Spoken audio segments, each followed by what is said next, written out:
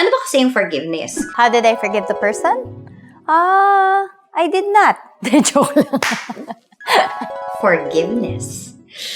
It's such a big topic.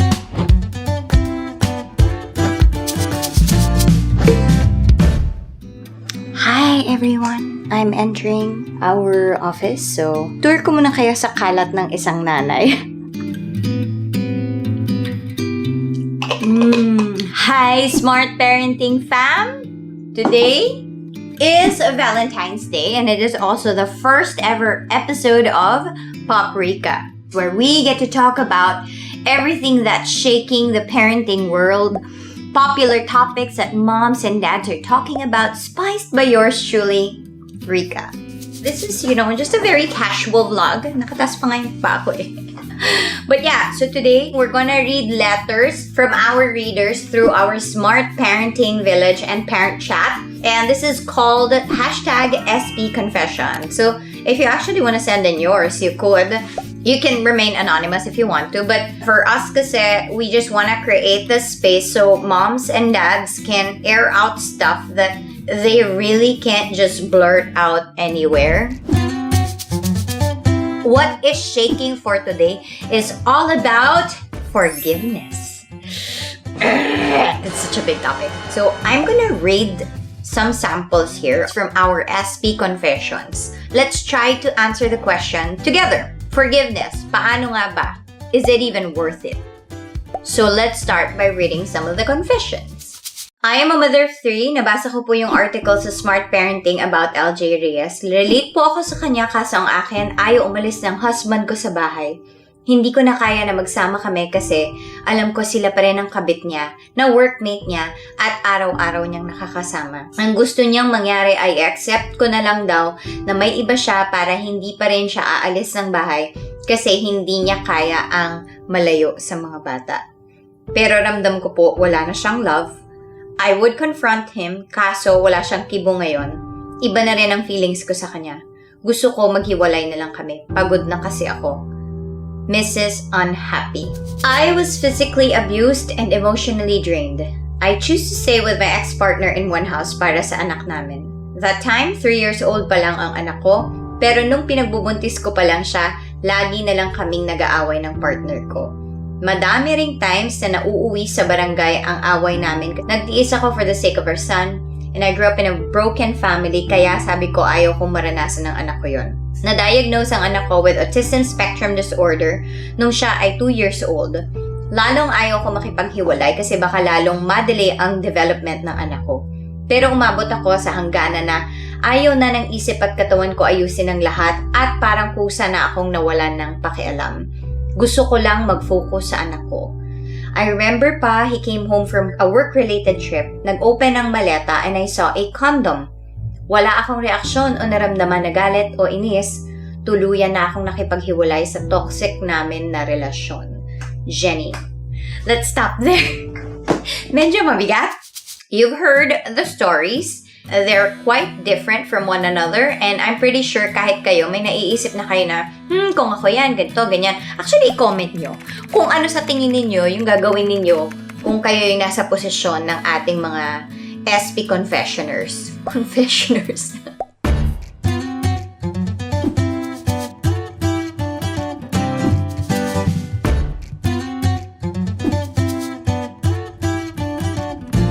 Unahin na muna natin ang the salt side of things or the ideas that are worth preserving. You would always hear this from, especially from Christians, na you have to forgive as you have been forgiven. If we're going to go biblical, a lot of people will always quote na when Jesus was asked, how many times do I have to forgive? He goes 70 times 7. Tamba ko. It just goes to show you na you don't even count. You just have to forgive because you yourself need forgiveness. That is the more traditional side of things na no matter what happens, kailangan mo lang talagang magpatawad.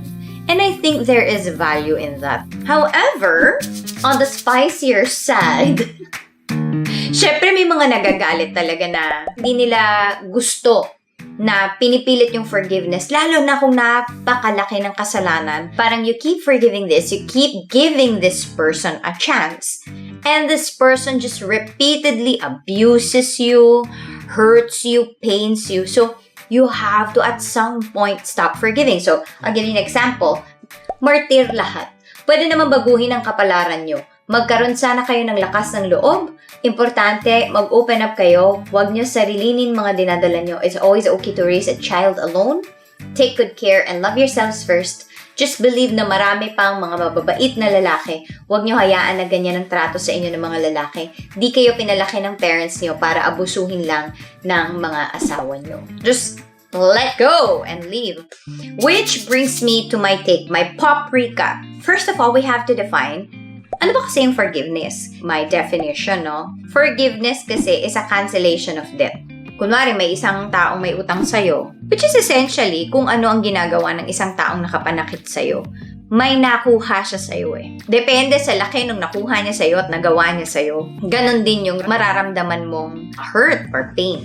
Kunwari mo, may utang na money, madali naman talagang ibalik kasi pera lang yun. Pero pag ang utang sa'yo ay yung years of abuse or iniwan ka, inabandon ka, paano mo naman sisingilin yun, di ba? Kapag ka may utang sa'yo ang isang tao, every time makikita mo yung tao na yun, naalala mo yung utang niya na hindi niya nabayaran. So, tali ka sa kanya, imprisoned ka at the same time. Hindi mo rin ma-let go yun sa puso mo, so parang in a way, itinatali mo rin yung sarili mo sa sama ng loob. So, forgiveness is a way out of that. Saying, I no longer want to be tied to you in this sense na whenever I see you, I only see and remember the bad parts, the things that you've taken away from me. I'm canceling that and I'm ending that right now. So you can do that. Pero ang tanong kasi, kailan ka ba magpo-forgive? Para sa akin ha, na minsan naman din kasi we are too pushy about the forgiveness side na patawarin mo na. Pag hindi pa ready yung puso natin, hindi talaga natin kasi magagawa yun. Kailangan nating i-allow ang sarili natin to have a process. To go through the stages of anger, of questioning, whatever you need to hash it all out. Para pagka nagpatawad ka, nasabi mo na alam mo, naisip ko na to lahat, nailabas ko na lahat ng pain ko, ng galit ko, and I think I'm ready to move on. Diba nga sabi nila, time heals all wounds. Bakit? Kasi yung panahon talaga malaki ang kinalaman sa sarili mong growth as a person, process as a person. Alam niyo yung pananakit kasi sa atin, hindi naman yan nangyayari overnight. Kapag overnight lang kasi isang beses lang, di ba ang dali namang kalimutan. If it has been going on for years, you also cannot just expect to get over it overnight. And sometimes we can actually verbalize the forgiveness before we truly feel it. So all to say that, yes, let's choose to forgive. Let's choose to say na hindi ko na siya sisingilin for it. But also, at the same time, be patient with ourselves na if at times I still want to strangle that person for being just so bad to me or my children, whatever, i-allow nyo yung sarili nyo na maramdaman yun. And sometimes there are really ugly feelings in there. And sometimes I feel bad about thinking those things. But I also at the same time have to allow myself the process in order for me to actually get to a place where I can truly say na, okay, nailabas ko na lahat. And now, I'm ready to move on. Forgiveness does not mean foolishness. What do I mean by that? A lot of people think and also advise other people na parang kung talagang napatawad mo na yan, kailangan mag-usap na kayo, maging okay na kayo. I don't think forgiveness looks like that. Ideally, forgiveness should lead to restoration. Pag may utang sa iyong tao, pag namali ka ng isang tao, it breaks the relationship. And that's the most hurtful part of all. Na I have to not be okay with you anymore because of what you've done to me. So you really are not just losing something that you own, but you're also losing the relationship. Iba-iba kasi ito ng kaso. I will not say that there's a one-size-fits-all kind of answer na pag pinatawad mo, dapat ganito yung mangyari. Iba-iba kasi yan ng levels. Una, ano yung ginawa sa'yo? Sino ba siya sa buhay mo? I'll give you an example. May mga tao na gumagawa ng kamalian sa akin. At hindi ko na kailangang ma-restore sa kanila na maging okay kami. I mean, like, hindi naman magkagalit, pero we don't have to be like chummy-chummy. But, if it's my husband who has wronged me, I have to work constantly for that restoration to happen. Siyempre, kahit naman ang mag-asawa, nakakagawa tayo ng mga hindi magagandang bagay sa isa't isa, di ba, no? Kasama yan sa ating marriage or pagsasama na we are imperfect people and we are bound to hurt each other because of our imperfections, right? And so, it is always a constant choice to forgive. But also, at the same time, kung kasal kayo, paano naman yung katabi na naman kita tonight? Kahit na minali mo ko na forgive na nga kita, hindi ko pa rin naman talaga makakalimutan, hindi mo naman pwedeng sabihin, hiwalay na tayo agad-agad, ha? So, you have to work towards reconciliation, restoration. And sometimes, there are things that, too big a mistake that can actually split you apart. I'm someone who's, as much as possible, let's save the marriage. But I'm also not close to the idea that some marriages really are better off breaking apart because it's just not good for them to be together anymore. We've all heard probably a story or two about a couple who's broken apart for years and then one day realizes na mahal pa rin kita, di ba? So may mga ganong happy ending. All to say that there are instances where the forgiveness is the only thing you can give and nothing more. You don't have to restore anything and it is better off that you are not communicating anymore, that you will cut the ties with this person already. There are also cases where you need to work on it. Yung mga bagay naman kasi na patatawarin mo at saka sasabihin mo na let's work on it so this doesn't happen anymore ever again. Marami tayong rason kung bakit tayo nakakapanakit. Marami din tayong rason kung bakit tayo nakakapagpatawad.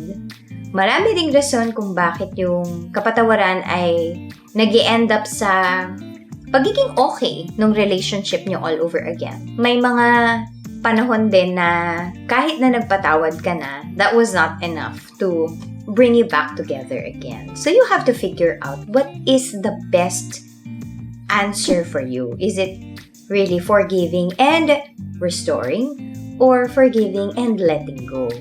Kasi pwedeng either of the two. Tatlo yung points natin. Forgiveness is a must.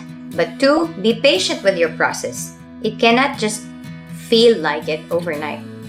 Number 3, forgiveness does not equate to foolishness. Okay?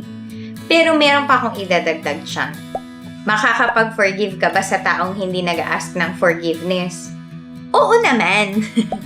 Hindi naman yung dependent sa kanya actually. Kasi, ang sinasabi mo lang naman is titigil na ako sa pagsingil sa kanya nung nakuha niya at nagawa niya sa akin. You have to always look at what you can do on your own when the other party that is concerned in the situation is not actually doing his or her part. Relate ka ba sa mga pinagsasabi ko? Or maybe you can offer a different perspective that I wasn't able to bring up here. I would love to hear it. We would love to learn from each other, right? This is just the first and we're going to have many Mondays together, 6 p.m. on the Smart Parenting YouTube channel. I hope to see you again. And we're going to talk about another spicy topic next time. But for now, goodbye guys. I hope you learned something and that you also have that feeling of just being able to do this together. Na kahit magkakaiba po tayo ng take, ang importante ay kaya nating mag-usap together. O sige, until next kwentuhan, spiced by yours truly, PS, SP, in this parenting journey, we can do this together.